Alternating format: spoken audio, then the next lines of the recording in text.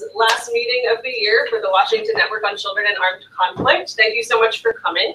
As some of you may know, but just in case you're new to the Washington Network, the Washington Network on Children and Armed Conflict, or WNCAC for short, has been around for about 10 years. We exist in partnership with John's agency, which I can't remember the name of. Displaced Children and Orphans Fund of USAID. Exactly, and Search for Common Ground in partnership have been running this organization for about 10 years to bring together different actors, policymakers, donor agencies, NGOs, all together in a common space to talk about issues that are impacting children in conflict today. So that's our mission here today. And if we could go around the room maybe and give quick introductions, just your name, where you're from, and I'll go ahead and start. My name is Caitlin Kelly. I'm with the Children and Youth team at Search for Common Ground. John Williamson, USAID's Displaced Children and Orphans. Hi, I'm Lauren Seifert. I'm with USAID's Democracy, Human Rights, and Governance Center. Hi, I'm Erin Rudiger. I'm with EDC. Hello, I'm Yael Shapira, and I was with WinRock and GW, but now in between. Bob Paglietta, I'm a current graduate student at GW's International Education Program. I'm Joshua from Nairobi, Kenya, but here with Patrick Human. I'm Susan Shepler from American University. I'm Fukumi. I work with the Global Affairs and Partnerships team here at Search. I'm Jiro Okada. I'm originally from Japan and interning at Search for Common Ground. I'm Josh Vernon. I'm former AU and now currently at Search for Common Ground. I'm Marc Sommer. Hi, I'm Whitney Howe. I work at IRIS in their education program. Hi, I'm Christina Reiki, and I'm with Lost Recognizers International Children's Education. I'm Christopher Bonet with the actor team here at Search. I'm Rod Hannon. I work with the And we have one person joining us online. Todd, do you want to give a quick intro?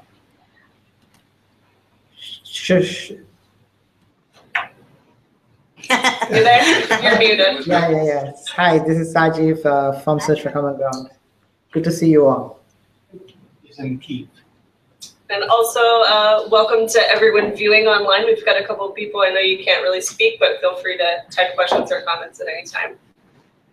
Sean, you want to go ahead and introduce one? We are delighted again to have Marc Sommer as a presenter here. Marc was here last talking about his previous book, Stuck, which concerned the dilemmas faced by Rwandan youth and difficulties males making transition to adulthood. Really fascinating. And so we're delighted to have him back today to talk about his latest book, The Outcast Majority. The fact that youth demographically are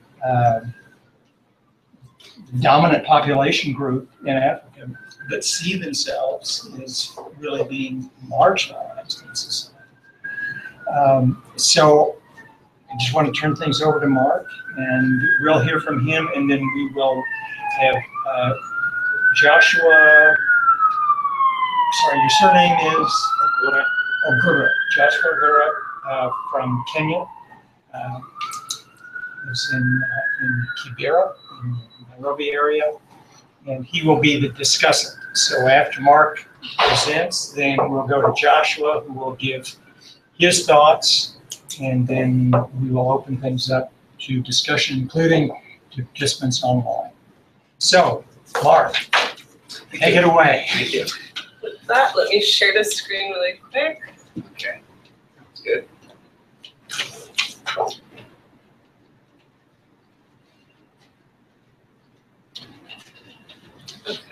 Okay. All right.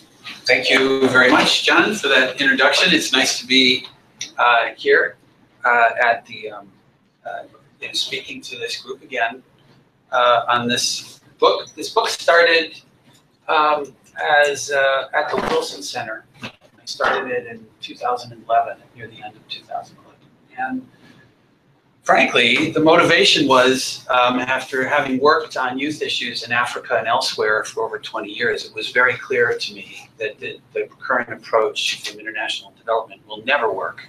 And more disturbingly, there is lots of evidence that I have been gathering in my research over the years that unintentionally, some development approaches make things worse.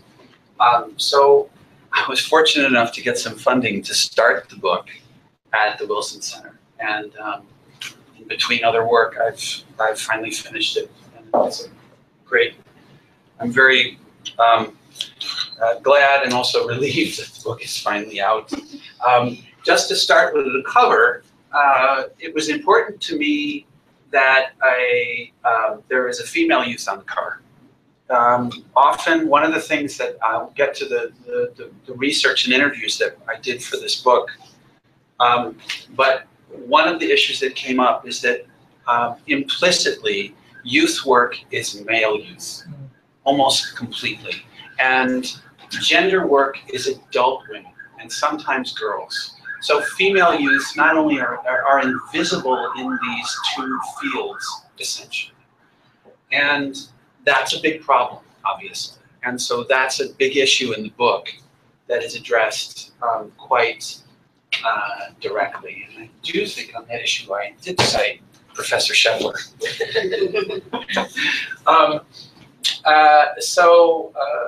Anyway, how do I do this? You should just be able to click. Oh, I see. Okay, so the starting point, as John said, is the following irony, that youth are demographically dominant, and I think anyone who goes to Africa, as soon as you land, as soon as you start heading to your hotel or into a city, you realize that this is a place for youth. And the irony, though, and it's a tragic one, is that most see themselves as members of an outcast minority. They feel they don't belong. And when you think about the idea of so many people not belonging, then what does this mean for what we think of as a community?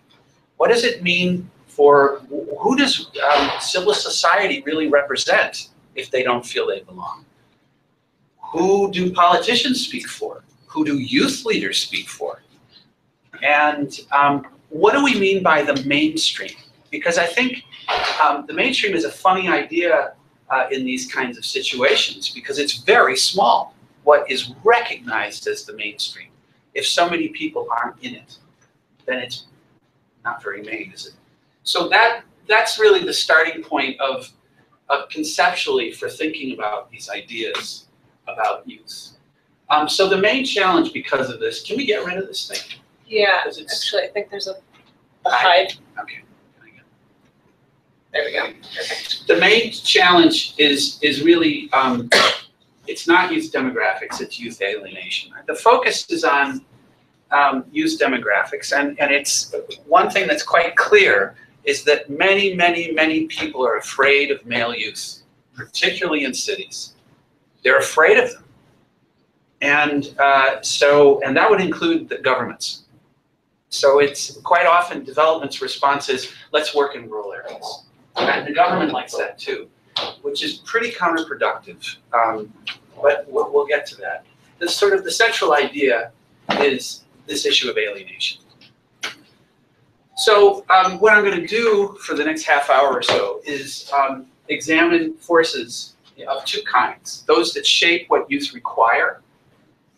Okay, so for example, what youth require. There's a difference between a priority and a value. Every youth values education. How the hell are they going to get in there? There's no room, and they're not going. I mean, they have other priorities. So the focus is on their priorities. What must they do? And then, what are the priorities of in development? What factors shape and constrain what they do? So those are the two kind of ideas that I start out, and then at the end I end with 6 ideas. The book ends with a framework, which is fairly detailed on how to reform development practice. I don't think, I mean, normally if it was recommendations, in my experience, people do the ones that are the easiest. But I think the opportunity here is we have a lot of interest in youth issues. That would be from governments as well as international agencies. It's not going very well. Nobody says it is. So that's our situation. So my hope is that people will step back and say, you know what, we really do need to think about this in a different way, because it's not working, and certainly we don't want it to get worse. And it is, in some ways, as I'll point out. So that's the purpose of the framework, which talks about elements for reform and then the process for in-country work. So the two parts. So the sources are really quite extensive. What I did is I drew on my research from about 20 years of work, field research, interviews with youth, interviews with African government officials, interviews with NGO people, but primarily with young people in war and post-war situations. Rural and urban, and there's a list of many countries where where I did my interviews, including lots and lots of refugee camps and refugees who aren't in camps. So also there were 28 extended interviews with donor officials and then experts from implementing agencies, officials, people working on youth, and then some that were working more broadly on development issues or evaluation issues in terms of programmatic work. And I have to say, before we go forward, one of the things that was so surprising was how scathing the donor officials were about their own work. They don't like their evaluations, they don't believe in them. One official said, you know, the evaluations that I get are basically grade your own homework. So I'm thinking, you know, I didn't expect this. I said, well, you're paying for it, so why don't you expect more? But that's not the. There was a lot of cynicism about it, and also a real strong feeling that things need to change, which I found to be the real positive part. And then some interviews with African government officials, and one of those issues that comes up in interviews with them is that they're afraid of male youth, in so many words, and they don't know what to do. They do not know what to do. What are they supposed to do? After they're elected, what are they supposed to do with all these kids? Do what, you know? And so, and then the following thing is that I really went through a lot of publications. It seemed to me that there were so many issues that people didn't know. I'm talking, I was actually teaching at Fletcher, giving presentations and different, talking to students. It was really eye-opening to me to realize how little people who work in the field know about the field. Like, what is structural adjustment policies? What is the Washington Consensus? How does that affect your work? When, you know, economics, when there is economic growth, there's also inequality. If that's the case, why are we working on IT for youth? Because those are elites, and that expands inequality. If you want to do that, what about everybody else? And if you're going to do that, realize that youth are watching. You know, these programs people are desperate for. And they're often on the radio. And what they say is, this is for the ones who are, you know, are the good ones, the favored ones, the educated ones. It's not a good message, it's not intended, and I think it can be avoided. So some of the issues that I pulled in addition to that, would be the issues of brain development, malnutrition,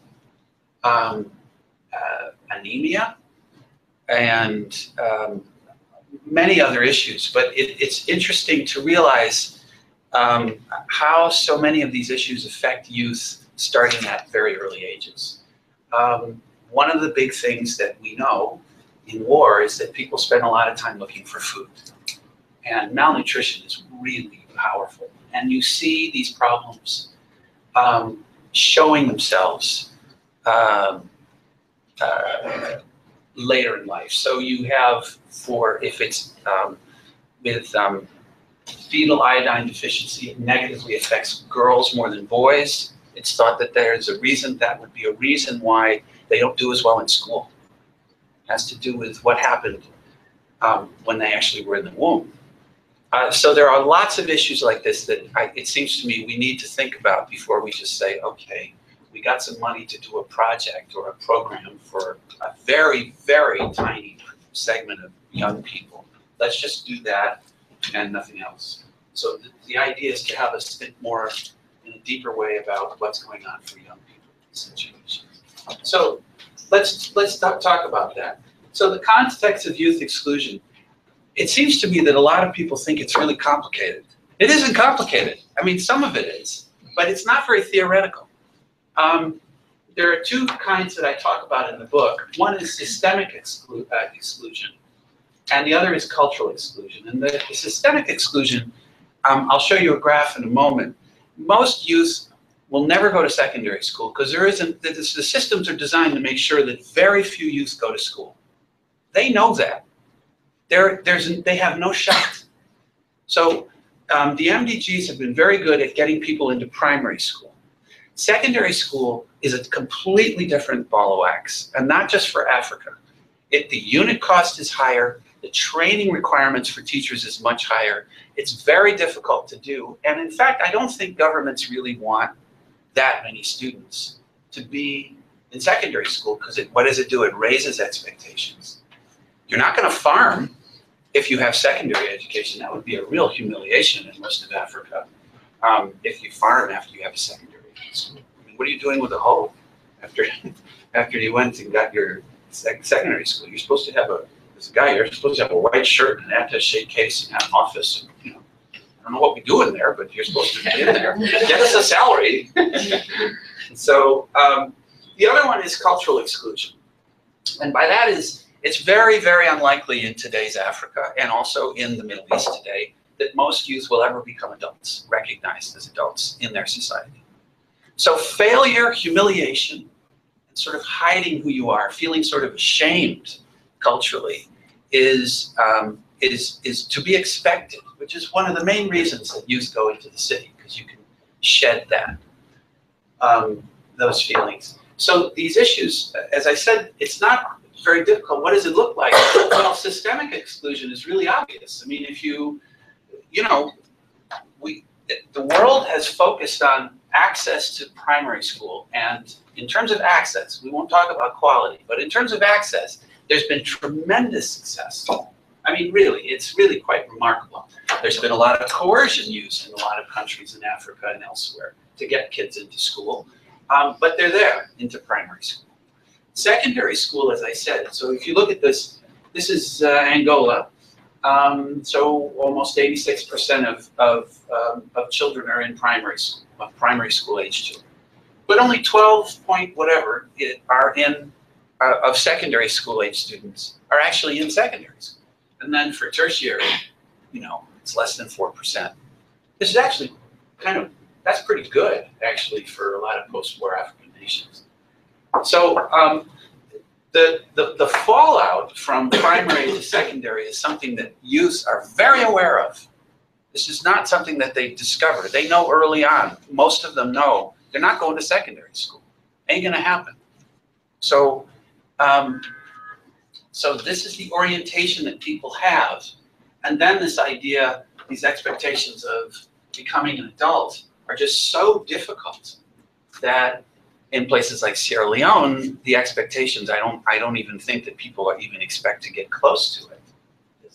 In interviews, people that would be true in a lot of countries. It's not possible, and it's embarrassing. And some places are worse than others. Rwanda is exceptionally tough on its youth. The humiliation is really a big deal there.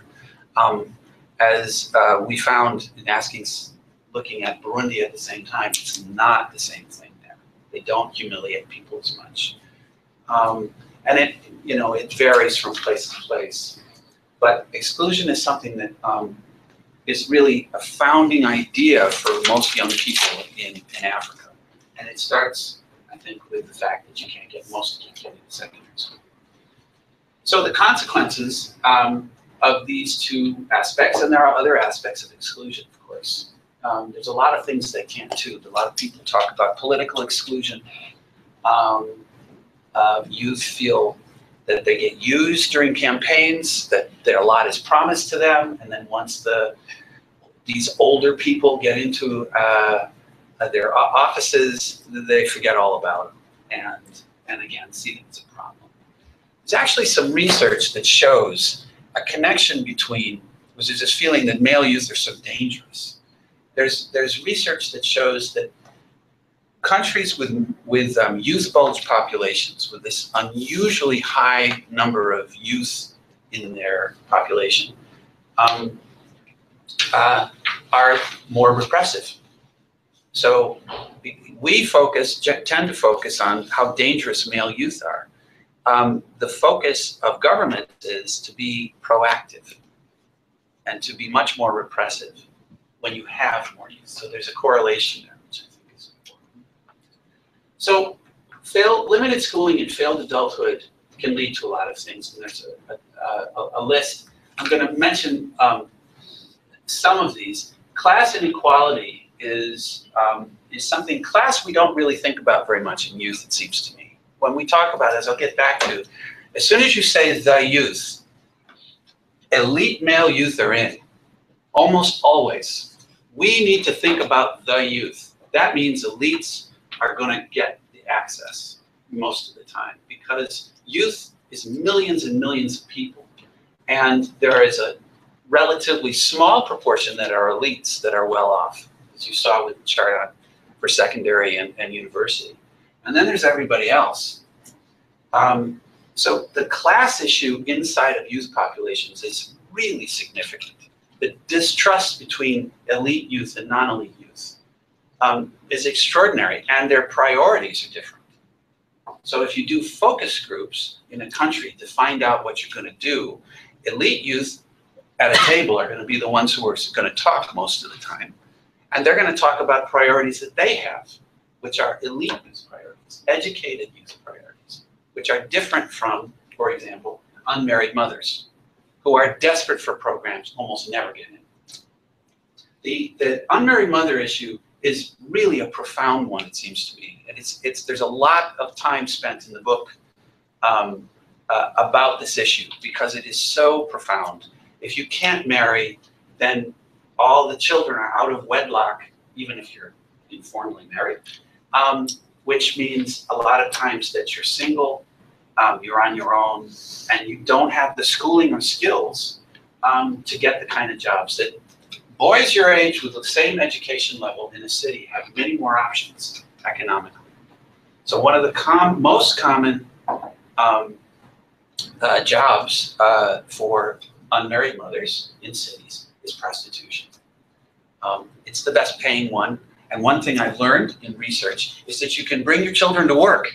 The customers don't seem to mind, which I really, I don't know, maybe they're asleep, who knows.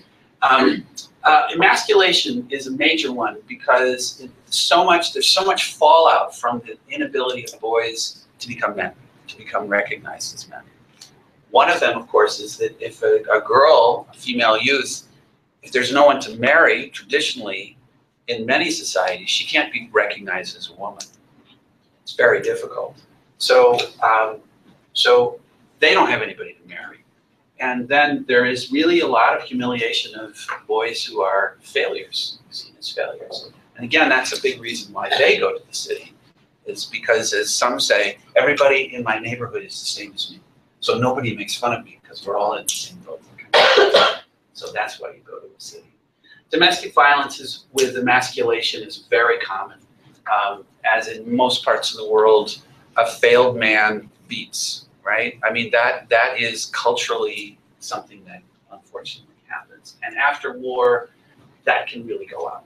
It can become, there can be more. Drug and alcohol abuse, particularly with female youth, is significantly overlooked. Marijuana use seems to be exploding. Sierra Leone, it's unbelievable. Burundi, the best marijuana is in Eastern Congo, and that's a big smuggling issue. It comes in because that's the good stuff. When you're poor, alcohol is a way to not think about being hungry. So it becomes a very common way to deal with hunger. And in a place like Juba, man, is it common. So it's actually, and in Juba, it's cheaper. Beer is cheaper than food. And of course, if you have an empty stomach, you get drunk really fast. I mentioned prostitution and urban migrations. So one of the things about war in youth is that if you're affected by war, you hide what happened. In Swahili, it's called mambo ya kujificha, the affairs of hiding oneself. And that, you have a lot to hide if you were a combatant. God knows, if you were a girl or and a bushwife in a camp, or if you were a refugee, if you were in a city, there are lots of things you had to do to survive. And also the morals and values often change. The war environment is very different. It's very hard to know quite often what's right and what's wrong. In a place like Eastern Congo, moms will ask around, okay, who's the nicest, militia to and then take her son there and say, please take my boy, to make sure that, because one of you is going to take him, please take my boy because you're a lot better than the ones over there. So these kinds of ideas are very common. And then you have this physical and psychological kind of, feelings inside of you. The other thing is that they become very talented. And this is something that it seems to me we have a lot to learn from Warlords. Charles Taylor has a lot to teach us. And the reason is the people who exploit children the most are the ones who see at the same time that they can do virtually anything. There seems to be nothing that a girl in a war zone cannot do. Sexually, basically everything. Domestically, boys do that too. And sexually, some of the boys do that too. That actually is increasingly common. And increasingly people do mention sexual abuse of boys. But the best spy is a girl. The best spy. And they're very proud of that. The things the bravery that they have to go behind enemy lines, usually the government lines if you're with the rebels, and get information and report back. This is not easy. And girls, of course, who suspects a girl? And so they're very proud of their abilities to do this. A refugee, a boy, his job is to go back and check who's on my land or on his father's land. That's really dangerous work. And they have to really figure out a lot of things in order to survive and do this kind of work. So there are stories of some of these incredible young people in the book, and the examples of the things they do. Another one is in war is, say, in Somali refugee camps, the young girls are told, look, when you go out for firewood, you're going to get raped, so get over it. And you're going to get raped a lot, so just expect it. So a lot of that goes on too. It's going to happen. There's nothing we can do, so deal with it. I mean, there are those kinds of things that go on in a big way as well. Okay, now that everybody's so wiped out, it gets worse because the development response is quite challenging. Why? Well, there's 5 challenges I'm going to mention. There's more in the book, more description in the book, but I'm mentioning 5. We think in terms of stovepipes, and donors that I interviewed, donor officials that I interviewed, talked about how incredibly constraining this is, right? You learn about youth, but you're in health, or you're in education, or you're in food for peace, food distribution, nutrition. You can't do anything. So these decisions are already made before you go to the field. Youth have nothing to do with this. These are done in headquarters.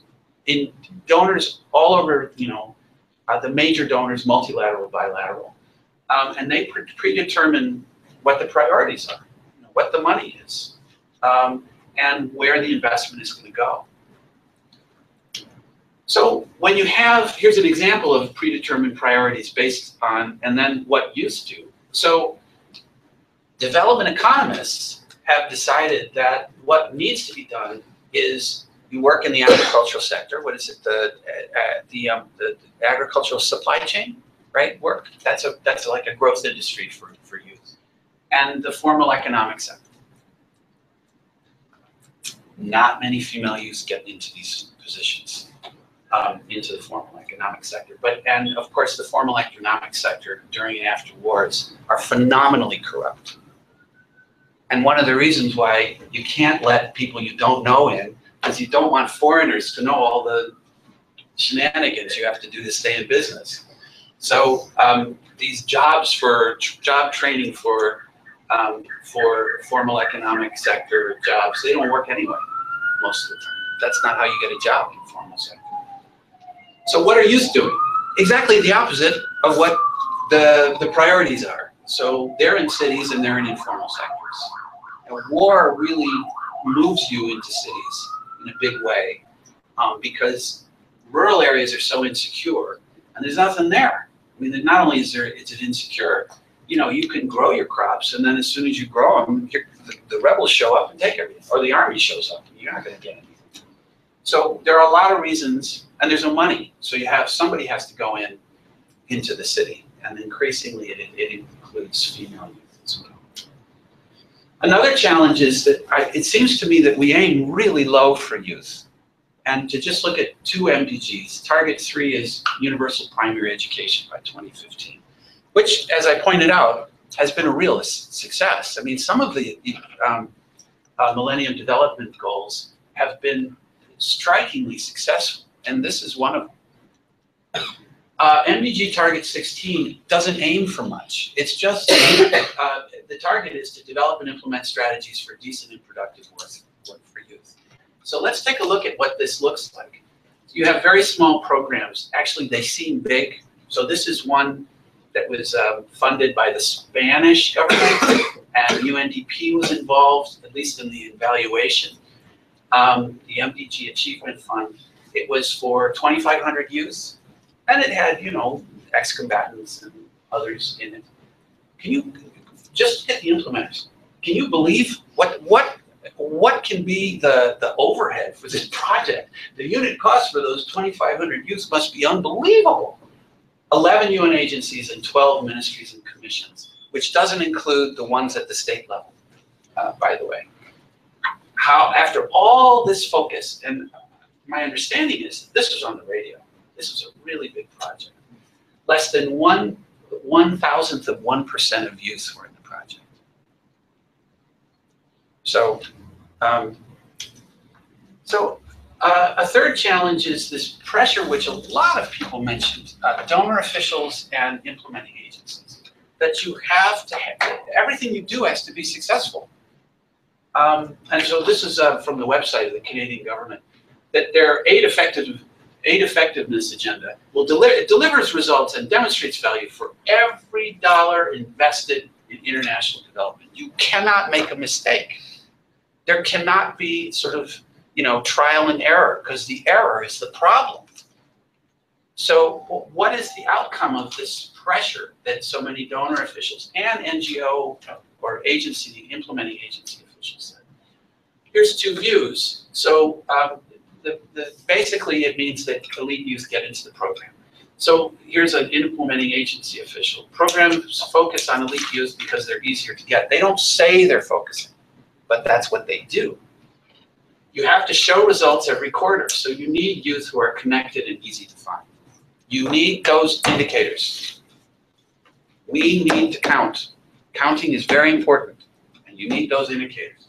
And then here's a donor official. So many youth program participants are children of privilege. They know that. They're aware of it. So this is what the donor official is saying is, we're promoting inequality, because that's the way the system works. Those who benefit are establishment youth who want to keep the status quo. Now, one of the things that happens about youth is they're seen as sort of angry youth, which means they could be violent, right? But what if the system is exploiting them? Don't they have a right to push back non-violently? Does that mean, is there a problem with that? Well, if you get elite youth, they're not going to do that, are they? Because they want to keep the status quo. So an unintended result is that when you have these countries with these absolutely colossal, unprecedented populations of young people, most of whom are so excluded, they so know it, right? That when you target, essentially when you target elite youth, because of the pressure that's on you, is it demonstrates favoritism, because there's a lot of people looking at these programs and wondering, you know, how come I'm not in it? Imagine all the single moms, right? They could really use a jobs training program. They don't have a lot of skills. They got kids, mouths to feed. They're not getting in these programs most of the time, sometimes. And it also says, the message it sends is, we're with the elites. We favor the government. Most of the time, most youth don't like their government very much because they don't do anything for them. So it's an unintended consequence, which is really serious. But again, the pressure internally on institutions is really extraordinary to make sure that you have a really good result. So a fourth challenge is, and this is something that is quite extraordinary, is the overwhelming emphasis on quantitative measurement, metrics, right? We all know what all this is about. You use metrics to identify what you're going to do, and you determine the effectiveness of the initiatives that you've carried out. It's all done by counting, and not all, but most of it. And so you take, what happens is, it makes development technocratic. Bed nets, vaccines, the agricultural supply chain, IT, those kinds of jobs in the IT sector, things like that, seems really easy. And there are a lot of people who say that it's working, right? Rates of poverty are going down, and this technocratic kind of approach works. It also means you don't have to deal with the nature of governance of these countries, because you're going to go in and deliver these very technical kinds of things. So a lot of development is increasingly focused on this. And Andrew Natsios, who I quote in this, argues that this is why there is an increasing focus on global health, because it's easier to count. It backs this up. That's why we focus so much on, God, USAID. The proportion of funding for global health is so high now. There's a reason for that. So an implication, as I'm sort of saying, is that it promotes the idea that you can address development issues, poverty and violence, without any direct engagement with poor people. You don't need to talk to them. You need to just do something technocratic to provide. And development, there's really, people who work in development are so distanced from poor people. It's amazing. I mean, so many jobs, I realized in talking to people, it's, email is so inefficient when you're in the field, because it chains you to the desk. So why be in the field? You could do your job in the headquarters. Well, what's the point? You're not talking to ordinary people. Maybe you're a gardener. But you're not able to. Your job description does not allow you to go out, and you're not trained to talk to poor people. You don't have time to do it. My God, the things that people would say, they get up and get in the office at 6:30 to deal with the 250 emails from the day before the meeting started at 9. I mean, you're not going to learn firsthand about poor people. So, trust-based qualitative research is really needed to understand exclusion and alienation. It doesn't seem to me that you can identify inequality with a Gini coefficient. You can do things like that with quantitative, and there's nothing wrong with that. But to understand exclusion and alienation, you have to do research that promotes trust. Qualitative research can do that because it allows people to talk to you, to tell you what their views are. And one of the experiences I've had with youth in virtually every country I've worked is people tell me all the time, you're the first person ever asked me what I thought. Because their parents don't. You girl, go take that pail, go get some water. You boy, go to the city and get me some money. Things like that. They don't have a chance to talk to somebody and say, here's what my life's like. A fifth challenge is, and the purpose of evaluations has really changed. This is really interesting. So many people reported that the evaluations are oriented towards validating what you do. So the idea of unbiased assessment of program impact on the people that are receiving them, I'm going to call them recipients because beneficiaries is a biased term. No evaluator should use that term. You can establish through your research that they're beneficiaries, but they are not beneficiaries until you find that out. And you have to look at the impact of your program on recipients and those not in your program. Is there a negative impact to people not in the program for those that are? If you're going to have a fabulous, spectacular job training program in a poor part of in Kibera, every youth in Kibera is going to know about it, and most of them aren't going to get in. So what's the impact of your program? Are you demonstrating inclusion? Probably not. You can demonstrate inclusion, but you have to think about that in terms of your program planning. So as will come up, there isn't a lot of strategic targeting in this program. So what do we do? Sounds pretty bad, but I have some ideas. 6 actually, here. I like this guy, by the way. How do I go back? Can I go back? That was in a gold mine in Sierra Leone, and he was like, so I'm going to be the researcher. Take a picture of me. I'm the researcher. So I started with this is the irony that you have so many people who feel, so many young people who feel they don't know. So this is where, whether we are aware of this context or not, this is where we are. And youth certainly know it. So, and current youth efforts frequently do, well, they do other things, but here's 7.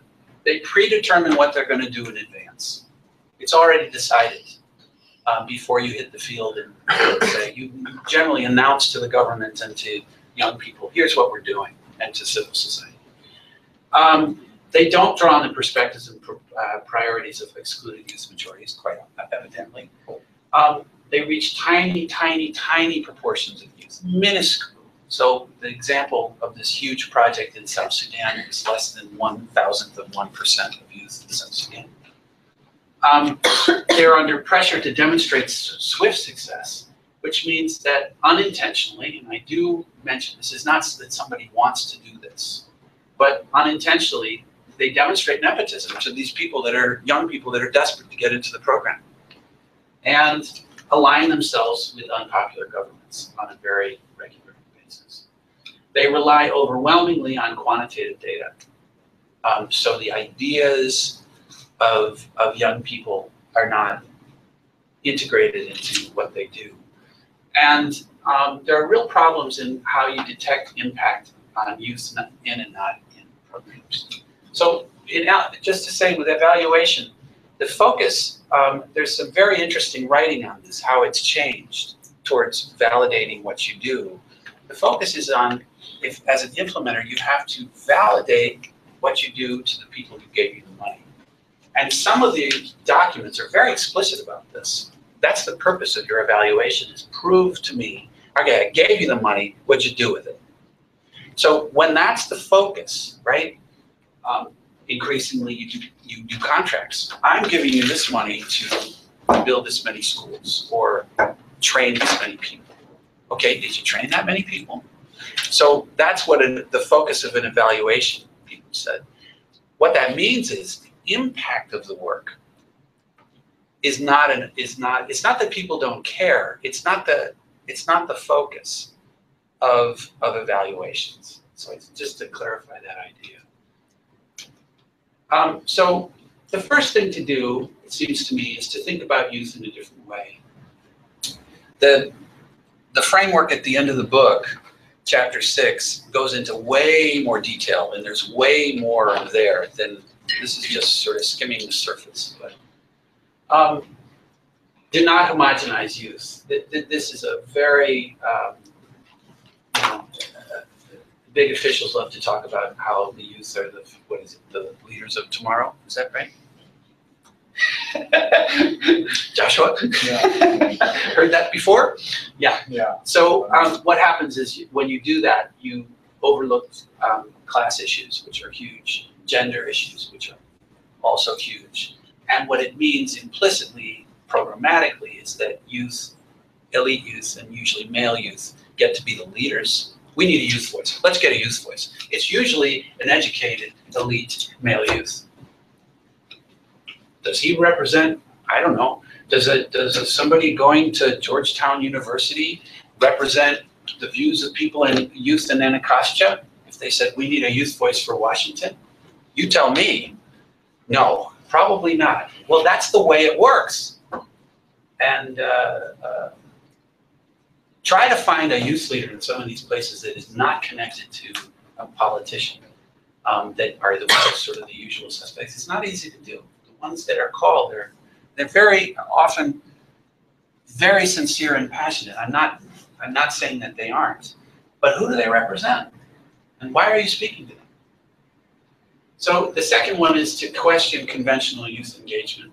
This idea that we're going to work through communities, think about it. Elites at the community level don't like most of the youth. They can go on and on and on and on about how bad so many of the youth are. Those drunkards over there. Look at how short those skirts are, those girls. What do they call them in South Sudan? The don't seat skirt. Don't seat. Because if they seat, you don't want to see that. So don't seat.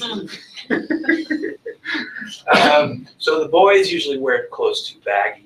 Bad boys. The bad girls wear clothes too tight. And so going through community, it's almost a certainty that you're going to get elite youth into your program because they're the only ones that are respected.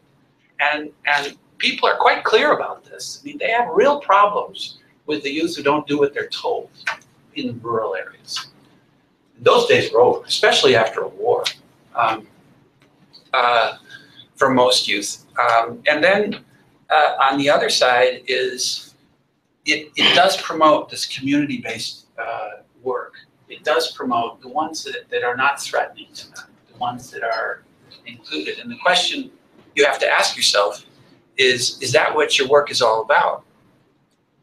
You want to get the ones in the looking from the shadows, probably drunk, maybe high, who knows? The ones, are those the ones you want, or you want the ones that coming from secondary school or something? Because in my experience, that's the most. So the idea is to start with work by finding out from youth what their priorities are, and then to ask this question: are youth able to become adults, and what happens if they fail? What happens if they fail is a big answer. And that's something we all need to know. And it's big. And then, what factors systemically exclude youth from access to crucial opportunities and resources? So, how come youth can't get land? How come youth can't build a house? How come youth get harassed by every policeman there is in a city? How come if they work in the informal sector, which there are almost no options, how come they get harassed and everybody's like, oh, well, I guess that's the way it is. It doesn't have to be like that. How come their housing is terrible? How come there's a lot of issues that would come out if you talked about this with youth and others? This is not rocket science. It's very obvious stuff. And youth can tell you. I mean, in Stuck, everybody talked about roof tiles, the boys and the girls, and nobody's getting married, about roofing because it's the most expensive part of a house and they can't finish their house. And there's a housing crisis in Rwanda, and it's fueled by policies, villagization policies of the government. Now, no Rwandan can bring this up without going to jail or being vanished. That's a fact. Those policies came from God himself. That's Kagame. So only foreigners can advocate. How come they won't do that? Why? I think we need to really think and ask ourselves this. Why aren't we advocating for youth? Why? How come we don't use research to inform what we do? So the third thing is once you do this research, is to advocate for policies that help reverse exclusion. And again, you're not going to be able to do them all, but your research might be able to turn up one or two that maybe a bunch of donors can get together and say, you know what, we need to reform these policies. Let me tell you something. There isn't a country in Africa where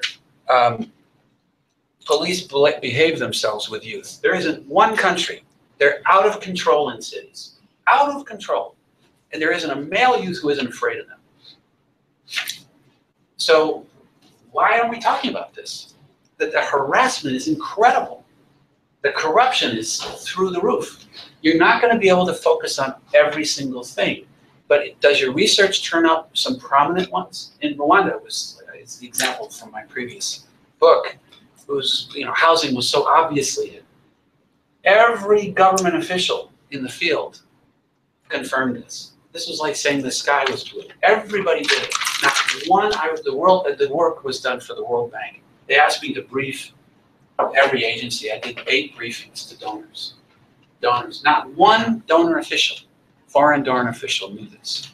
So the most obvious issue that to government officials about youth, in youth lives, which youth would confirm, nobody knew. What kind of research are we doing if we don't know the obvious things? So policy reform really matters, and implementing policies, not policies. There's a lot of policies, right? There's a youth, youth development policy in every country. It's immediately ignored in most of them. So it's not a policy, because that's what they wait.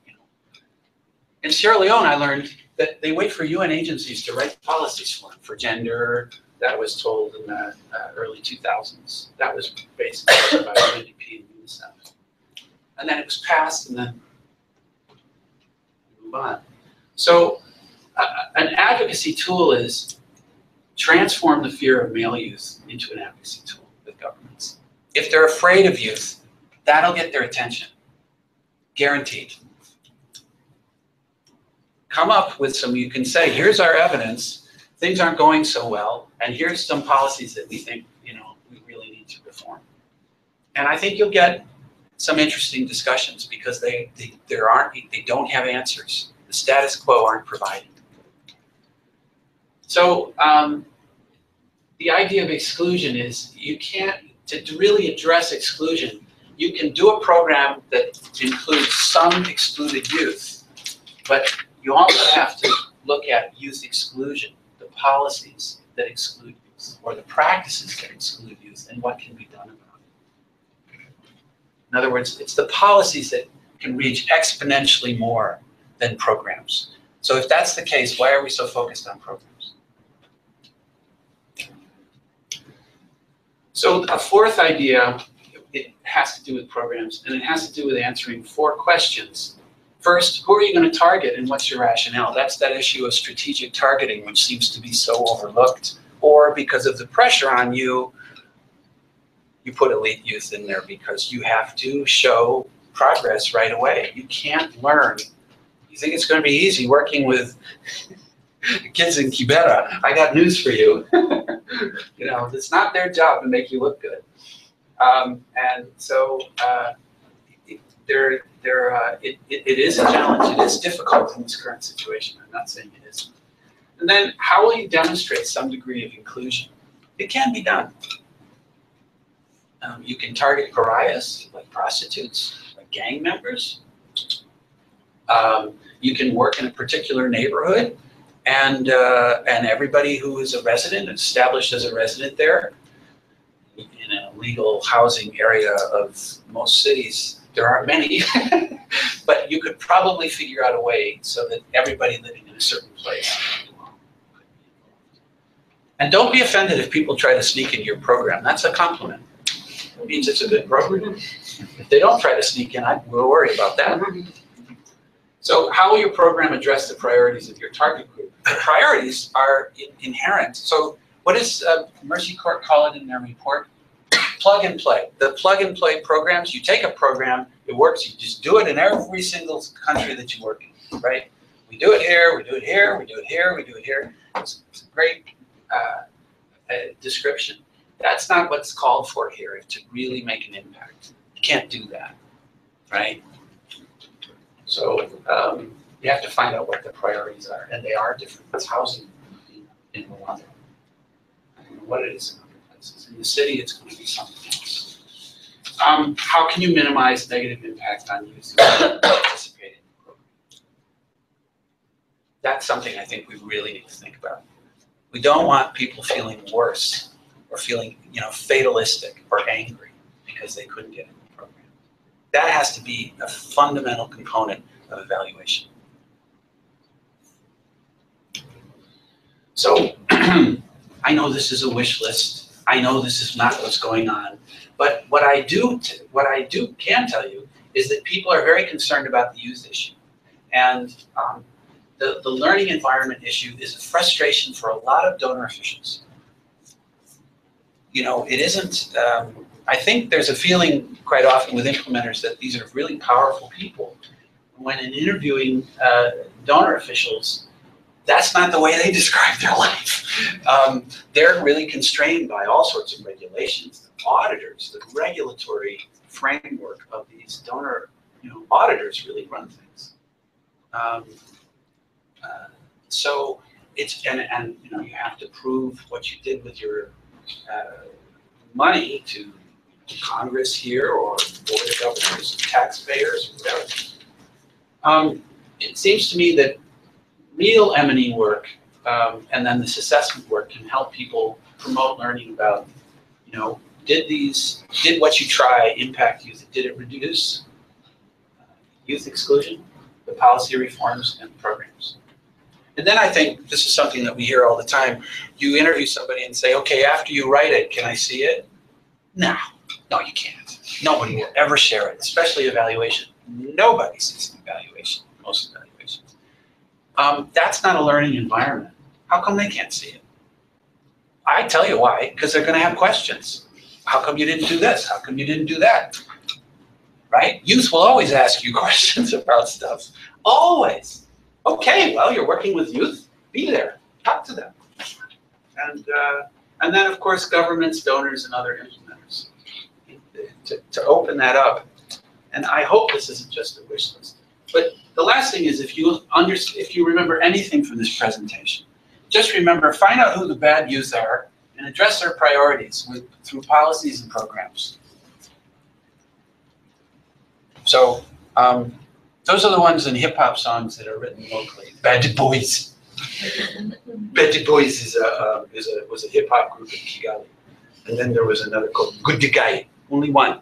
And then the third big one was KGB, right? Because they have to be scary. So, but I think if you can remember, just find out who the bad ones are. The don't seek girls, in South Sudan. So work with them. So, thank you very much.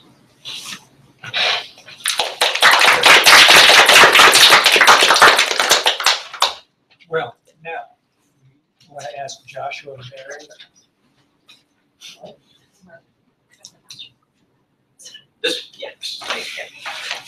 You're talking. I want to ask Joshua Berry from Kenya, Kibera, in the Nairobi area, to give your thoughts about what Marc has had to say. Yeah, thank you very much.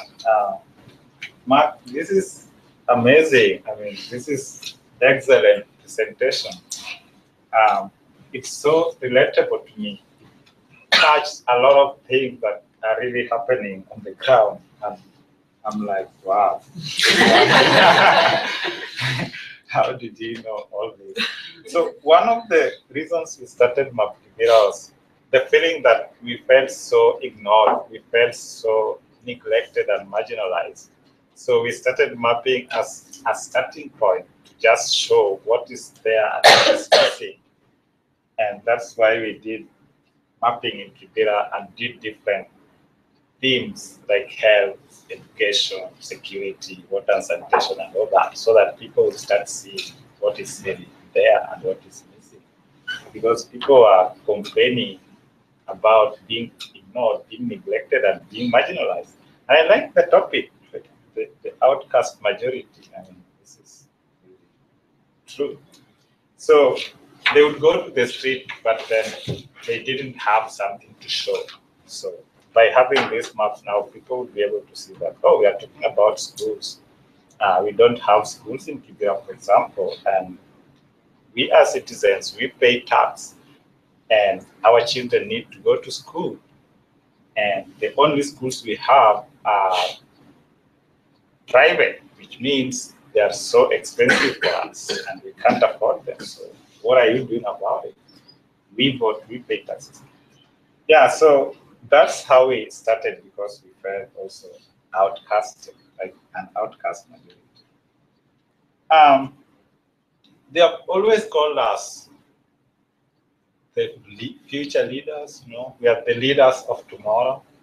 But we are starting to feel that, no, we are the present, we are not the future really. Why do they keep us, why do they keep calling us the future? When will this future ever be? Because it's always the future. And we are wondering, and youth are starting to get so uncomfortable by being called the future leaders. And education, they have made education to be so expensive for us. I'm glad you touched about system exclusion. Like, many people would go up to primary education, yeah, but to get into high school level is not usually very easy. I mean, you have to part with a lot of money, and many parents can't just afford it. The middle class, yes, but still a struggle.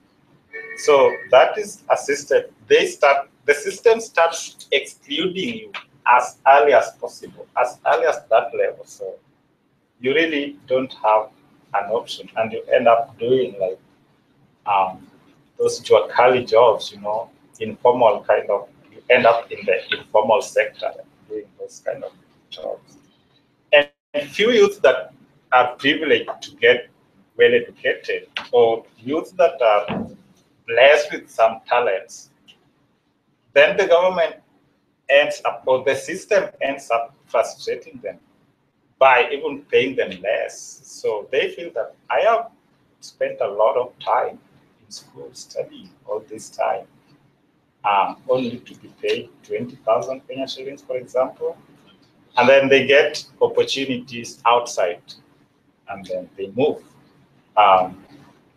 Some foreign countries are offering this talented young man who really knows how to play soccer, or who is really a good runner. Kenyans, we are good runners. And each year we are getting Asians or European countries buying our own runners. And people are like, what is happening to us? We feel so bad, but it's happening. And I like you, Mark even said it, like how people say back there. That's the way it is. I mean, people have gotten used to this kind of things, and even if things are bad, you just hear people say, "Oh, that's the way it is." It has been happening that way, so we have no option. You talked about the elite. I mean, the elite youth, people are coming with programs, and this happens a lot in Kibera. Many NGOs, many donors give money to implementers, and the implementers will mostly focus on the elite youth, because that makes it easy for them to implement their projects and programs so that they can get results. And they are leaving out these single mom that you are talking about, who really need this kind of program to upgrade themselves, to capacity build themselves, for example, so that they can improve their lives. So this happens a lot. And the issue of handouts, handouts has really been a very big issue happening around. So youths have been meant to just believe in, like, depend on handouts. Each time you even have a meeting like this, for example, in Kibera is tricky because you can't do such a meeting without having to give them sitting allowance. They're telling you, oh no, we have something else to do. So you are going to use our time to sit with you here, and what are we going to get? And because they believe that you are getting something out of this, which in most cases is true. But sometimes you are even just, you are here to train them, for example, for something they need to learn about, but they still want to be paid, and you are offering maybe a free service. And if you leave it like, okay, there is no this meeting, so you just do whatever you want to do, you just find them hanging around and drinking alcohol. And alcohol has been so cheap, just like Marc is saying. So people would prefer to take alcohol than food because that reduces the hunger in them. So they will just drink alcohol and forget about being hungry and all that. But again, people are getting wiser now, even in Kibera. Youths have felt that we feel that we've been so used and misused most of the time by these NGOs and donor things. So people coming with projects, people have written very beautiful proposals and coming to implement projects in Kibera. And some of these things are not what youth really want or what they need. And you are forcing this thing into them because this is your idea that you think is going to help them, but really it's not what they need. Maybe there is something you are just keeping down there that they need that will be more important than what you are bringing out here. So nowadays, I'm seeing many youth in Kibera trying to engage people that are coming with projects and asking a lot of questions like, why do you think this thing is important to us? I mean, and the issue of inclusion, they are so concerned about that. How are we going to get involved in all these processes? I mean, before you even came with this project, you should have consulted us. You should have asked us what we need. So would you mind like redrafting your proposal? And many people are like not comfortable. Kibera people are becoming so rude. There are a lot of NGOs in Kibera, but right now Kibera is becoming a very strong ground to do a project because people are now more enlightened, and many NGOs and donor people are trying to divert their attention to other different slums in Nairobi. So that is happening a lot there. You also mentioned something about, I mean, after we've been always referred to as the future leaders and the leaders of tomorrow and all that. And sometimes a youth struggle to get education up to maybe university level, and then getting a job again is a problem. Because you expect that if someone gets educated up to the university level, then a job should not be so difficult for them to find. But still, because corruption issues, you have to know somebody, you know somebody, you know somebody, give some money to get you employed. So even the graduates in my country are really suffering, and some other youths who didn't get to school are like, I mean, like saying, oh, so even the university people are just like us, and it's a bad feeling for someone who got that graduate and is now just left to be at the same level with the people who did not go to school, and it's so frustrating. And that's why, again, they sometimes need to find greener pastures outside of the country. And also the issue of cultural issues. You again mentioned that. Marc, your research must have been a very comprehensive, intense work. I mean, even you talked about adulthood. Like, it's not easy for someone in African country. I don't know about this. Can you guys, for example, elect someone who is not married to be in the Congress? or to be a president. Is it possible here? Okay, yeah, that's something that can't. Illegally, yes. Illegally? Illegally, yes. Legally, yes. Legally, yes. Culturally. Culturally. Oh, okay, yeah.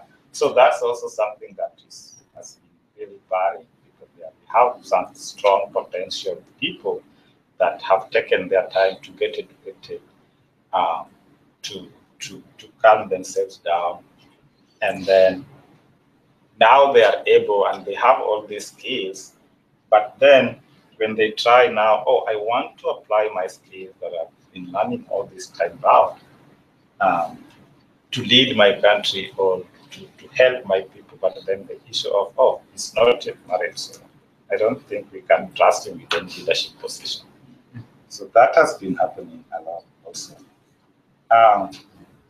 Mark also mentioned something on brain development and things like that, malnutrition issues.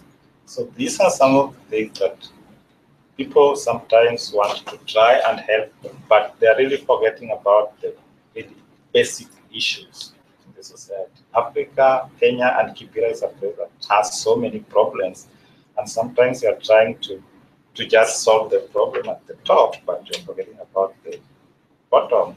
Then whatever you're trying to build will end up just collapsing down.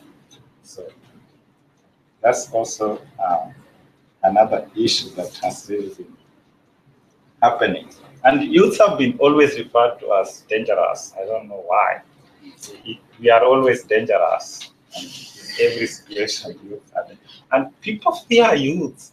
People fear youth so much. I don't know. I don't know why people are so afraid of the youth, including the government. And they've made us to be in that system of dependency syndrome. They always want us to depend on them. The government, our leaders want always to be depending on them. Even the donor NGOs and implementers. Sometimes the programs they bring is in such a way that you will always want to depend on them. And I'm glad that something is happening currently. We have some programs that are really trying to help, like the early. I heard there's someone from IREX, yeah? Oh yeah, IREX runs a program that Obama initiated. It's called Young African Leaders Initiative, that is trying to empower young African leaders, bringing them to the United States and placing them in different universities, training them on social entrepreneurship, and empowering them, mentoring them, nurturing them, and letting them go back to their countries and perform and improve in whatever they are doing. So people are coming up with very different initiatives that will then improve their lives, and not only their lives, but communities at large. So this is something that is happening. And even my program is called Community Solution Program, which is also run by IREX again. It's also bringing young people who are doing some things in their local communities and placing them in the United States with different organizations so that they can improve. It's like a professional development program. We go back and try to improve on things back home. So these things are happening, and I'm sure the government is not so comfortable about it, because when I was back home, I had them trying to complain that what is happening with this yearly thing. Last year, they brought 500 African youths into the United States, and this year they are bringing 1,000, and the government is like, oh, what is it? Because one of the things is that to make them become leaders, because youths are so potential. Like we have the potential to become leaders in our own country. But then now we have, this is like a foreign aid, something that is helping us from foreign countries, United States, maybe Europe, for example. But how long are we going to be depending on this? How can we find solutions by ourselves to do these things, to be able to overcome all these challenges? They have made it so difficult for us to do that. So we only have to rely on this kind of opportunities. And yeah, so it's crazy. And one question I wanted to ask Marc was that, how was it like talking to these government officials, for example, NGOs, for example? Did you find it difficult? Because it's always not easy for them to tell you the truth. And if they tell you, they will try to sound like so positive because they want to look good. Of course, they can't tell you a lot about the negative things about themselves. But I saw in some of your slides, they were kind of trying to be a bit truthful. How did you go about that? Well, not every government official opened up. I'll give you two examples. There is an African diplomat who heard me present and then asked to speak to me and told me a really harrowing story. It's in the opening of chapter 5 in the book. He didn't have a problem for it being in the book. There was election violence. He tried to sneak back to his home area. He thought that would be safe. And he was cornered by a lot of angry male youth who said, look at you being so comfortable in your car. And he said the boys explained why they steal. The government's corrupt. Don't call me a crook. Look at what the police are doing. Don't say to me, I'm going to rob a mobile phone from a rich person. They get a salary at the end of the month. They'll get another one. I'm not going to be, making her situation very difficult. So then he talked to female youth who explained how they have to have transactional sex to get food for themselves. And they don't like to do it, but they don't have a choice. And so I find sometimes I'm a bit like a therapist that I won't use their name. And they think that if we talk together about these challenges, maybe we can have some ideas for, improving things. So some government officials, very right, they don't want to tell me the truth. But usually I don't go to a government official usually till I already found some research that I can share with them. And then they have a sense that maybe I know something. And they're usually quite surprised. And then that can open up discussions. In authoritarian governments, if the official feels secure, they won't stop talking. That's what I've found. Rwanda, my goodness, I think getting people to stop talking is a big one. I mean, they just are very confessing about how trapped they are. They're stuck too, and not just the youth. You cannot report bad news about youth to your superior in Rwanda, because if you do, then the government will turn around and say, "Okay, you're not doing your job." So, so they have to lie, and maybe that's an extreme example of Rwanda because it's all built on lies. Officials, donor officials would say, if I talk about negative issues with my boss, a donor official, I get fired. And so that goes on and on and on in a place like that. But even in countries where that environment doesn't happen, I'm always amazed at how you can always find dedicated officials who are getting paid next to nothing and are really trying to do something. So there's a lot of officials that are very much like they don't want to tell me, but I try to find the ones that are really trying to do something and then create a time, usually out of their office, to have a real discussion. Yeah, that's true.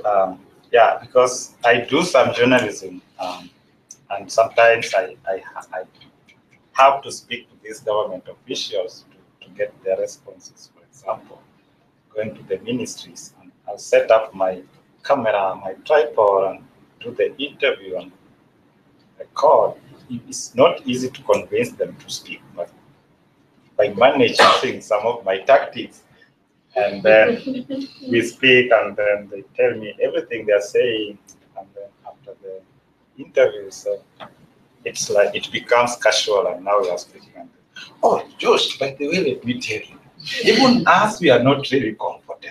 I mean, now they are opening up after the recording, and you get to realize, oh, so I really missed a lot that he should have said in the video or in the voice record. Yeah, so I never record interviews. Oh yeah, okay.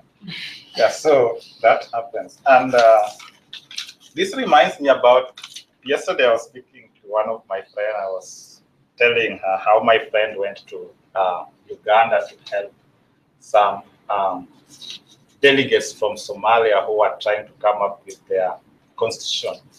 And this is now back to the gender issue. And this guy from Somalia was like, he was being asked, how is the gender equality and women empowerment back in your country? And he was like, oh, so that disease has not yet reached our country. So that can tell you how, I mean, people still look at gender female issues in a very bad way. I mean, it sounds like, what is this? Everyone was shocked. He refers to women empowerment and gender equality as a disease that has not yet reached their country. So these things happen, and like we are saying, that's the way it is. Anyway, I'm gonna open it up for anyone who has any questions or comments. Anyone in the room, and also for anyone viewing online, you can use the Q&A function to type questions, which we can read out here. Yeah, so anyone? Can we have 3 people? Okay, you and want someone else? 3 people down? Okay, so we're gonna start with you, and then. First of all, thank you for giving us this talk. It's really enlightening. You spoke throughout about addressing the priorities of youth, and whichever target population you're trying to serve, asking what are your priorities. And at the beginning of your discussion, you said that there's a difference between priorities and values. And so I was wondering, how do you think that within development programs there can be some type of integration of both targeting priorities and values at the same time? And is there a plug and play method for that? Are there values across the youth population in Africa or that are common, or do you need to look at every particular community that you're trying to address and see what are their values, how can I integrate them into the programming and the priorities? Okay. So, Mark noted that. Let's go to the next question. Well, thanks to both of you, also really, really interesting. So my question is, for so many, the few years, I guess, that I've been in the development field, I've heard about the issues of the constraints of working with donors and how narrow it is, and how it's all looking at numbers and swift results and all that. Everyone knows that this is an issue, and we can, you're talking about how it would change the programmatic level, the grassroots level, the government level, but how does the development sphere change or work with the donor side of it to make it more sustainable and more, impactful? And then that question. Yeah, so my question's for both of you. It's sort of related to both these questions, actually. So, you talked about how quantitative work is what these donors respond to, and that's how you get the money. You show that you have the quantitative aspect, you show statistics, but you're also saying that the qualitative work is sort of what's needed. You need to have that kind of research. But to me, it feels like it sounds like a catch-22. What I'm hearing is that there's this, like, you're stuck, So my question is, how do you get out of that cycle? How do you have this huge paradigm shift, which feels like what's needed to get out of this bureaucracy that's causing these constraints. And then related to that, you talked about how people in your town are being enlightened, right? So they're starting to ask the questions. But that's causing, you said, these NGOs to divert away. So that again is another catch-22. So how do you see this changing? How do you see this fear? How do you think that can change? Do you think it can change at all? Again, another catch-22. How do you propose to get out of it? Very tough question. Yeah. So, Mark, do you want to Okay. take it I'll on? do my best. Okay. Priorities versus values, and sort of the programs that are the plug-and-play idea. I don't think, my point is not, I'm glad you asked that, because I'm not saying that programs that have been found to work, if they've been accurately evaluated, I should say, if they do work, development agencies have this funny idea of what a toolkit is, and it's usually everything that they're going to do anyway. So it seems to me that you might have something, a model, a program model, that can be adapted to different places, but only if youth, in my view, say that that's something that they're looking for. So that gets back to this issue of value and priority. The value issue often comes up because if you're doing education research, right, you go in and ask people, young people, so how much do you like education? I love education. Okay, the big question is, are you going to go? No. Oh, no, I can't. I have children, I have a job, I have to, there's no way, right? For example, for education, how can an orphan go to a school? You tell me. Unless you think about this, there aren't many program models for orphans. There's a lot of orphans, especially after a war. So how do they get to a program? You could use these program models, but the problem is in a lot of this assessment work is there are so many leading questions. People have said, one person in the book that is interviewed said, he was talking about an assessment he went on, and he said the questions were just decoration. They already knew what they were going to do. And so that's not what I'm talking about. That's not authentic. And that has to do with the values of the agency. A lot of people sit around and think, okay, now this agency, these white people, okay, so what can I say to get what they have? So if they know you're water and sanitation, then they're going to talk about that or whatever. And that's not professional work. And that's almost a waste of time, because you come back and say what they want is, I'll tell you exactly what youth want. Is funny thing, exactly what youth want is exactly what we want to offer them. How did that happen? It's amazing. We are just so in tune with youth. So, Yael, you had a question about constraints on donors and this development sphere. I just thought, can we go back to the slides? Yeah, I was wondering if I would use this slide. One thing I learned in doing this work is about a certain gentleman who's been affecting all of our lives, the incomplete development field. Would you just go to the last slide, please? The very last one. There he is. Can you put that all the way on? Thank you. Robert McNamara. Who knew this guy has been affecting our lives so profoundly? I did not know. So here's a man we know, did not do too well as Secretary of Defense, brilliant man. President of Ford Motor Company, believed in quantitative data to a degree that even in today's development field, I don't think you can find.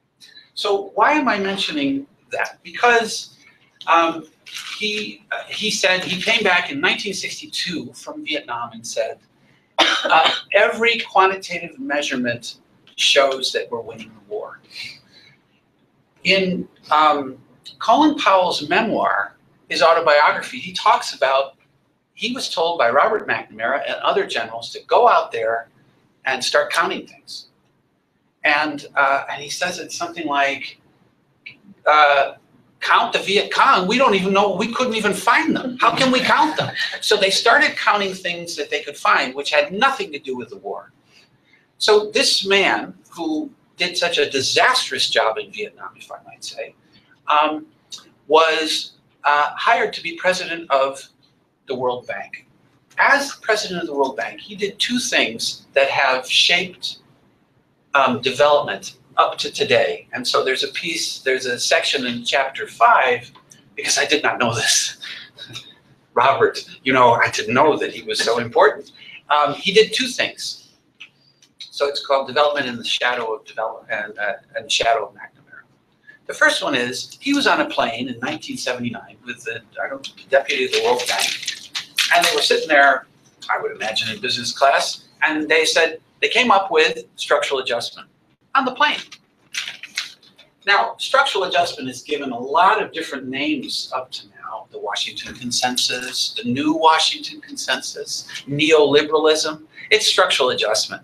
The same ideas is you're supposed to rationalize economies. You're supposed to, governments are not supposed to be subsidizing food. People are supposed to pay for what they get for school, for healthcare. These are ideas that come from Robert McNamara from his plane trip on 1979. I didn't know that.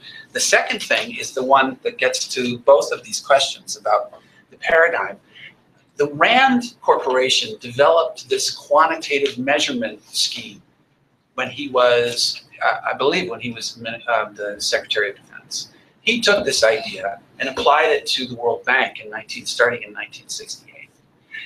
It started a fluorescence of focus on quantitative.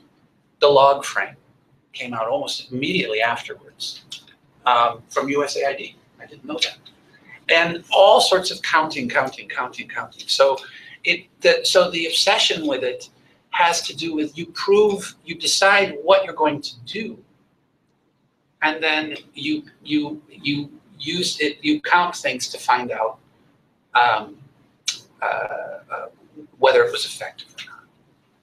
So trainings are very popular. How many people did you train? Did it make a difference? Are they using it? I don't know. If you give them a per diem, probably not. But this is how it works.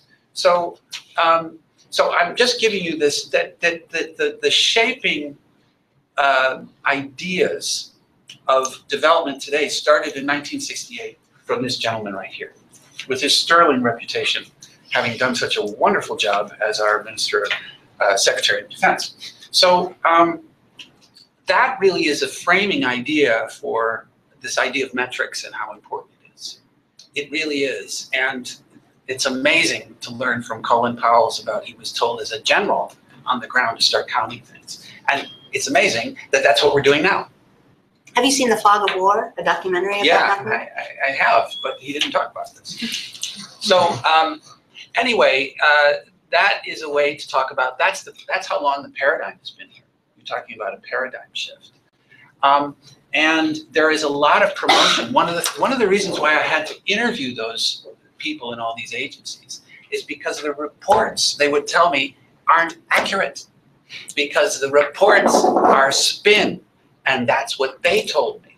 So you get reports about how everything's going great in development, and as I say at the opening of chapter 4, if all of this is true, why am I writing this book?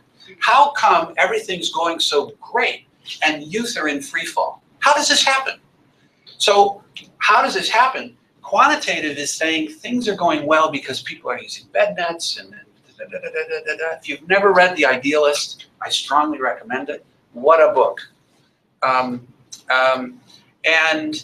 then you have that going on with quantitative. And I'm not saying it isn't true. There are some serious, there's real progress that's been made. And I think, kids are in primary school. That's quantifiable. The problem is that the people who make decisions wouldn't know, some of them wouldn't know a poor person if they bumped into one. It doesn't matter talking to a poor person doesn't impact the policies. You know, youth might be going into cities, but if you look at a map of Africa, there's some real potential growing things. Now, anybody who says that hasn't been with a hoe in a rural area saying, boy, this is a good idea. I think I'm going to grow some crops. Because it's usually, you know, as Peter Euven described it in farming in Burundi is a prison. And everybody's trying to escape it. So unless you understand that, you can't get anywhere. So my point about the paradigm shift, what I'm trying to make is a case for the realization that people have in our field that it isn't working. And you can ask youth in Kibera as well, that you come in with your prepackaged ideas and they might smile, but the reality is they don't think that that's what's going on. So I think the grounds for a paradigm shift is it isn't working. And as I said before, the thing that I think can really move things forward is, as Joshua also said, people are afraid of young men, right? If you're an Arab and you have a beard and you're from somewhere in the Arab world, he is a scary person. I don't care who he is. And people will be afraid of him. And the same for I mean, Joshua doesn't look scary to me, but for a lot of people, they'd say, oh my goodness, right? And so that's the way it is. So how can we use that to our advantage? How can we say, these people are saying it's not working in your countries, okay? They're saying the development that you're bringing isn't working. So if they're saying that, how can we do something?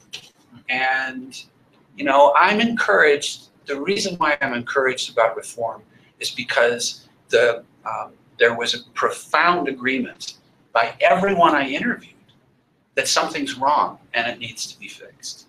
I mean, so I find the looking into the future, I don't think this is going to be easy, but I am optimistic. You know, I do think that if you created a learning environment and explained how hard it is to reach poor people in Kibera, that some congressmen and women would say, oh, okay, well, let's learn about how to do this because we don't know how to do this. Why don't we learn about it? And maybe there's a way to move forward. I think there is. Yeah. Mark, I'd like to ask a question. One of the points you made was needed a little further exploration. Your point that policy reform matters and that implemented policies can impact exponentially more youth. So can you give some examples based on all the interviewing that you've done of what some policies might be that could be implemented that would really make a difference? Okay, good question. Should I just answer? Yes, okay? go ahead. Okay. I'll answer, and then you had a question to answer. Yeah. Okay. So, well, I gave the example of Rwanda. It's an obvious one. It was uniformly, the issue of the housing crisis and housing policies was obvious to government officials, to youth. It was just clear as a bell. And in talking to donors, not only did they not know about it, they said, well, you know, one donor official said, well, I work in education. This is housing. It's nothing to do. So that's an example. I think, let me mention two, I think in any country you go to are probably going to be problems for youth. In rural areas, access to land is always a problem. And it's very difficult for a young person to have access, particularly a female youth. God knows, if you're not married, how are you going to get any land? Who would want you next to them living there? You're a failure. You're an embarrassment, a boy or a girl. So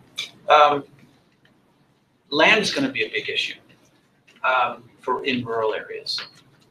And in the city, the fact that most economic activity is illegal opens up the opportunity for government officials to exploit everybody. why is this allowed to continue? How is this helpful? Now, it's almost impossible for a female youth not to work in the informal sector. So these are child protection issues. This is children's issues, right? Because most of them have kids. So why is there not concern, research done, and then focus on constraining this exploitation on virtually everything? You know, everything is a marketplace where it's illegal. Like housing is illegal in most places. So, you know, when you do quantitative research that's not trust-based, okay? I'll give you an example. In Dar es Salaam, they were doing the census, the national census. So I was in a pretty tough part of town.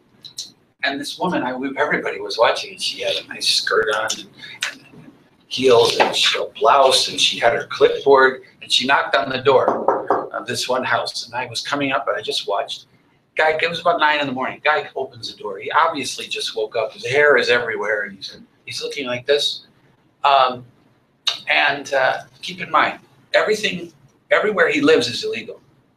Illegal housing is the most common, right? Everything he does is illegal because it's all in the informal market, right? So what did he do? He lied. After we get data, we think it's accurate, right? So she said in Swahili, "Do you live here?" No. No. I'm from, and he mentioned a place from the other side of the city, right? Do you work here? No. I have no job. It was just like, I'm just visiting. He obviously just woke up. He obviously lived there.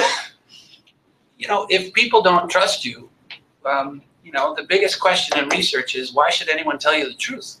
If you don't have trust-based research and you're in an environment, like in a city where everything's illegal, what are you doing? And how can you validate anything? It's much easier to lie. In fact, you'd be crazy not to. You don't know who this person is. In this case, the person worked for the government. Why should you tell this woman anything? So, so when you get to the issues of informal sector, just writ large, it's always, if you want to, I mean, that's going to impact the predations against youth in the informal sector is going to affect, I would say, the majority of young people in virtually every nation in Africa. And I would say you could go way beyond there into the developing countries. So it's easy to find areas where there's a need for improvement. Well, so could you be more specific about policy change regarding the informal sector? Well, I mean, one question is, why are so many things illegal? How come you have an economy where almost everything's illegal and simple transactions are open for predation? Why is it? How come when you sell something it's illegal? An umbrella, I don't know. How come then it opens up people taking things? I don't think people really realize in governments how massive these problems are. And if there was a way to control their own forces, the authorities, just that alone would be a massive thing. So one of the things I've thought of is real police training could actually be a real boost for youth. Because, I mean, if they finish primary school in a lot of countries, that's a surprise. I mean, all they do is steal. So that could be a way of thinking about it. Prostitution. If a third of my sample, I'm not saying it was representative, but still, if a third of my sample of urban female youth in Kigali were prostitutes, what do we do about that? We're going to need prostitution, unfortunately. I mean, there's going to be a demand for it, because if a boy can't marry, where is he going to have sex? It's much easier. I mean, you can have a relationship and buy a soda and so forth. Where's that going to go with your dating if you can't afford to marry her? Yeah? So it's a lot easier to take that instead of wasting all this money on sodas with, so-and-so. You just go to a prostitute, done, move on. Because you're not going to get married. So the demand for prostitution is actually very high. Their lives are phenomenally dangerous. And I think that alone, if we thought, okay, we want to help female youth, let's focus on how we can help prostitutes. Oh my goodness. Now you're talking about an enormous, enormous number of people. Colossal numbers of people, female youth in cities. Because a lot of them are doing it on the side. In Burundi, how are you going to get to secondary school if you don't work part-time as a prostitute on Fridays and Saturdays? That's where you get your school fees so you can go to school during the week. That's very common. I'm sure that's true in Kibera. Yeah. What else do you have? You know, and you want to go to school. So there are, just in the informal sector, there's so much that could be done. I'm not saying that we can do all of it, but I do think that the research, that if you do compelling research, you can have compelling conversations with government officials, especially if you get donors together and convince them first. And then you all come in and say, hey, yeah, do something about land or the informal sector or housing or whatever. It's more important than a youth employment program for 2,500 people. Thank you, Mark, for that elaboration. In Kibera, I hear girls call it using what you have to get what you need. There you are. Prostitution. And another thing that is happening also, maybe we forgot to mention a bit, is the government or the people in power has really made it difficult for the youth to grow.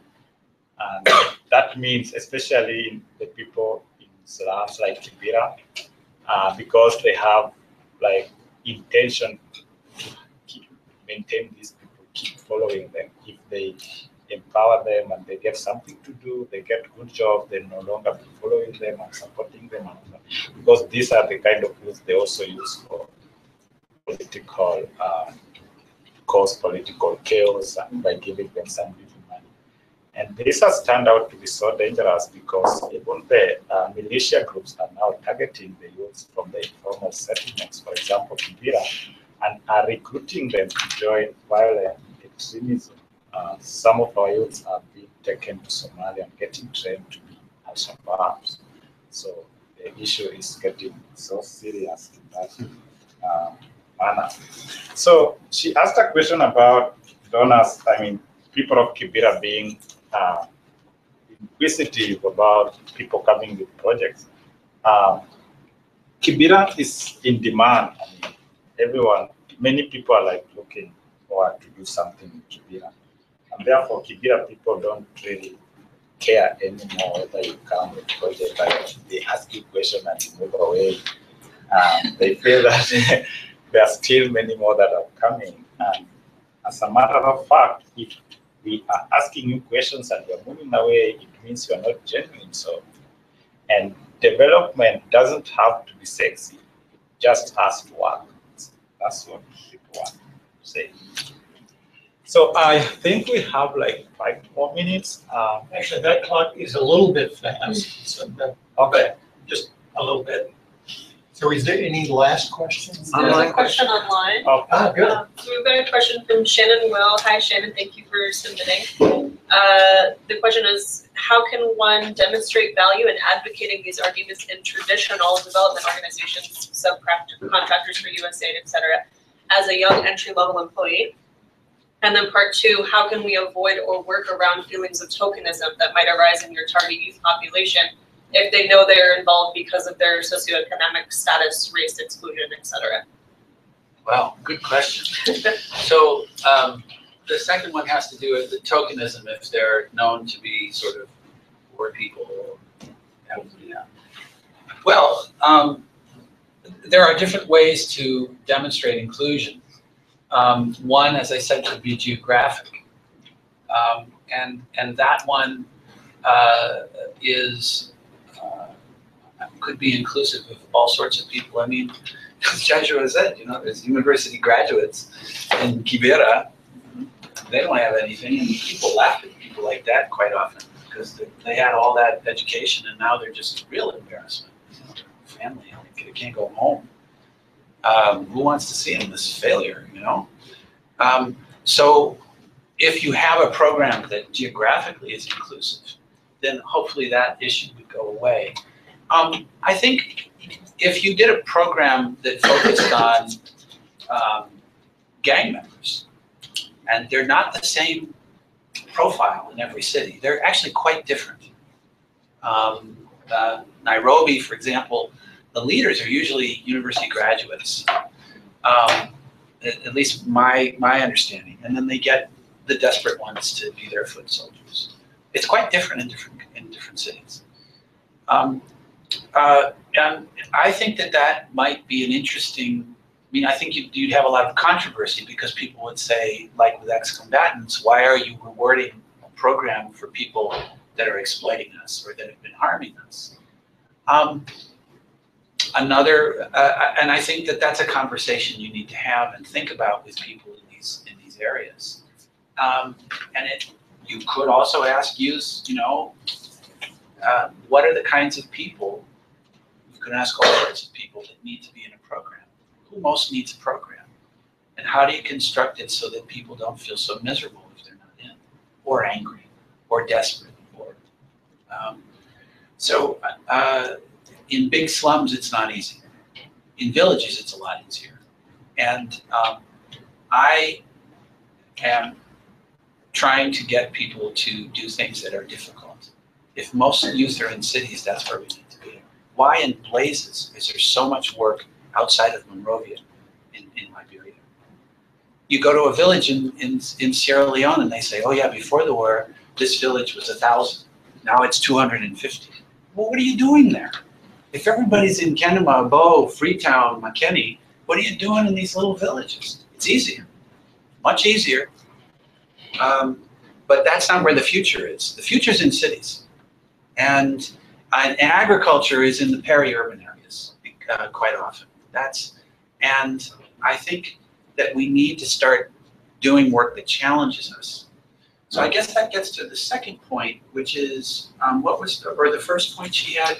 How can young entry-level employees kind of advocate for these arguments in traditional organizations? Here's something I've learned doing consulting for a lot of groups. If an agency gets funding from only one donor, it's very difficult. Because they have to please the donor, that's it. And it really constrains their ability to say anything. Because if they want to please the donor, they need more funding because they need their overhead because they're going to stay in business.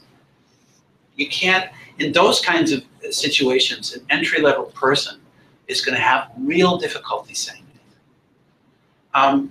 When you're in agencies that have a more diverse funding, that's different. Because, and I find that they advocate much more. World Vision, CARE, CARE pulled out of Food for Peace at one point, and that was on the front pages because they didn't agree with the way that it was done. It was undermining local farmers. Wow. Okay. They have other funding streams, and I'm not saying that's the reason they did it, but it provides a platform for agencies to say, now wait a minute, let's really think about what are we doing. And I find in my experience that it's the agencies that have lots of donors that are more able to do that. So. We've got just a couple of minutes, but I want to give an opportunity for any announcements anyone would like to make, anything that's coming up, any reports that are forthcoming, consultants needed, meetings that are going to happen, opportunities that might be of interest. Anybody have anything to share? Susan. I'm teaching a master's level youth and conflict class in the spring for people who are students, and Mark's going to come hopefully and talk about his class. So spread the word if you know master students anywhere in the consortium who are interested in this topic. You're at American. At American University. Anybody else? Well, I think that pretty much takes us to 12 o'clock on the nose. But Mark, Joshua, thank you both very, very much. We appreciate it. Stimulated our thinking. You've challenged our thinking. You've helped get our feet more on the ground. reality. And I think that's incredibly important.